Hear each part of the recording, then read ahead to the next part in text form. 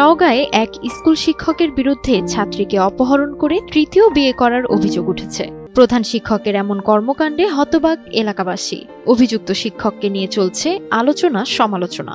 এমন শিক্ষককে দ্রুত অপসারণ করে দৃষ্টান্তমূলক শাস্তির দাবি জানিয়েছেন এলাকাবাসী। এই আকরাম মাস্টার এই বহু অকর্ম করেই বেড়ায়, মানুষের জমি দখল, মানুষের থেকে ঘুষ নেওয়া, একজনের জমি দখল করে টাকা নেওয়া, আর এই মেয়ে তো গুন্ডায় আর থাকেই। মুক্তিযোদ্ধা মেমোরিয়াল বালিকা উচ্চ বিদ্যালয়ের প্রধান শিক্ষক আকরামের শাস্তির দাবি করতেছি। এ বারবার একই ঘটনা ঘটাইতেছে, যে বিয়ে করতেছে, প্রেম করতেছে, প্রেম করে প্রেম যখন প্রকাশ পাচ্ছে, মানুষ জানাজানি হচ্ছে, তাকে বিয়ে করতেছে। এই বিষয়টা নিয়ে আমরা চাচ্ছি সে এখানে শিক্ষকতা যেন না করতে পারে, এখানে আমরা তার শাস্তি দাবি করতেছি। নওগাঁর মান্দা উপজেলার মুক্তিযোদ্ধা মেমোরিয়াল বালিকা উচ্চ বিদ্যালয়ের প্রধান শিক্ষক আকরাম হোসেন একই বিদ্যালয়ের এসএসসি পরীক্ষার্থীকে তৃতীয় স্ত্রী হিসেবে এবছরের স্বাধীনতা দিবসে বিয়ে করেন। ওই মেয়ের পরিবারের অভিযোগ, তাকে অপহরণ করে জোর করে বিয়ে করেন শিক্ষক আকরাম হোসেন। এই ঘটনায় মামলা হলে গ্রেফতারের পর জেল থেকে বের হয়ে আবারও তাকে অপহরণ করেন প্রধান শিক্ষক আকরাম হোসেন। আমার মেয়েকে জোর করে এভাবে নিয়ে যে অপহরণ করে জোর করে তুলে নিয়ে যে বিয়ে করে এখন বলতেছে যে বিয়ে করিনি। তখন আমার মেয়েকে বাড়ি থেকে বার করে দিচ্ছে, আমি নিয়ে তখন থানাতে চলে গেলাম। আমি নিজে যে থানাতে যা ধর্ষণ মামলা দিলাম তার বিরুদ্ধে। ধর্ষণ মামলা দেওয়ার পরে সে ধর্ষণ মামলার আসামি হয়ে গ্রেপ্তার হয়ে গেল। সে জেল খাটে জেলত যা 20 তারিখে জামিন নিয়ে বাড়াইছে। 20 তারিখে জামিন নিয়ে বাড়ায় আমার মেয়েকে আবারও উঠা নিয়ে চলে গেছে।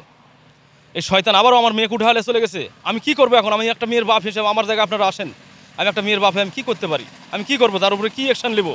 আমি কি তার সাথে মারামারি করতে পারি? তার দল বদ অনেক কিছু আছে, সে মারামারি টাকা পয়সা আছে, আমার তো কিছুই নাই। এর আগে ওই শিক্ষক এক স্কুল শিক্ষিকাকে বিয়ে করেন, পরে একই স্কুলের আরেক শিক্ষার্থীকে দ্বিতীয় বিয়ে করেন।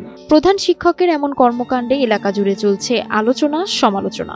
ঘটনার পর থেকে স্কুলে যেতে ভয় পাচ্ছে শিক্ষার্থীরা। তার শাস্তির দাবি জানান স্থানীয়রা। আমাদের মহল্লার যত লোকজন আছে সকলে আমরা অভিভাবক যারা আছি আমরা চাই যে আকরাম মাস্টারকে এই প্রতিষ্ঠান থেকে চাকরিচ্যুত করা হোক। প্রতিবাদ করেছি, প্রতিবাদ করার জন্য আরো 3-4 জন লোক সহ ওই সহ গাড়িতে করে তুলে অতিরিক্ত মারধর করেছে।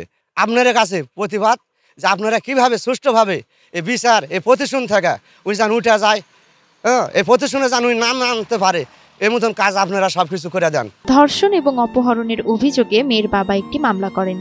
সে মামলায় আকরাম হোসেনকে গ্রেফতার করে আদালতে প্রেরণ করা হয়। গেল 20 মে তারিখে ওই মামলায় জামিন পেয়ে মেয়েটিকে আবারও অপহরণ করা হয়। এই ঘটনায় মেয়ের বাবা থানায় আবারও একটি মামলা করেন। আসামিকে ধরার চেষ্টা চলছে।